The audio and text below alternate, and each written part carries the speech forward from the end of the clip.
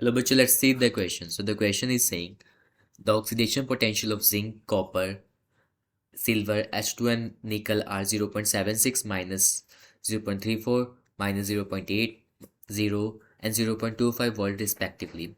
Which of the following reaction will provide the maximum voltage? Basically हमसे यहाँ से पूछा गया कि maximum voltage कौन हमें provide करेगा. So what could be the key concept over here? So the key concept over here is EMF. जिसकी EMF ज़्यादा होगी वही सबसे ज़्यादा वोल्टेज प्रोवाइड करेगा. So we can write it over here that higher the value of EMF, higher the value of EMF, higher the voltage it is. अब बात करें सबसे पहले ए की. सो ए में हमारा zinc plus copper 2 positive gives copper plus Zn plus 2.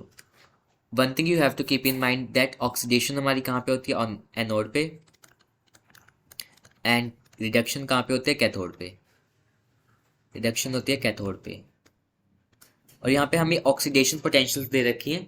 So zinc का यहाँ पे क्या हो रहा है? ऑक्सीडेशन. कॉपर का और रिडक्शन. सो यहाँ पे ईएमएफ ऑफ सेल निकालेंगे. EMF of cell is basically what? E cathode minus E of anode.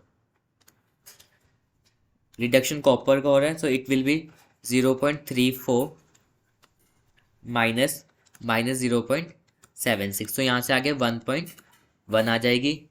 Talking about the B, अगर बी की बात करें, बी में basically Zn plus 2Ag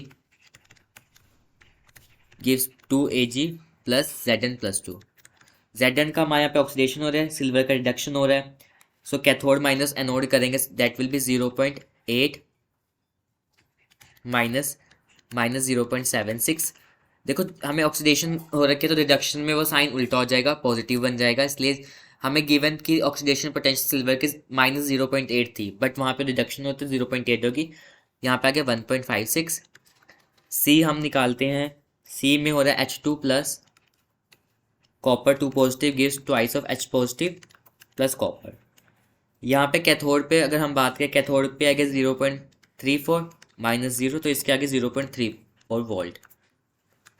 D की बात करें, डी H2 प्लस निकल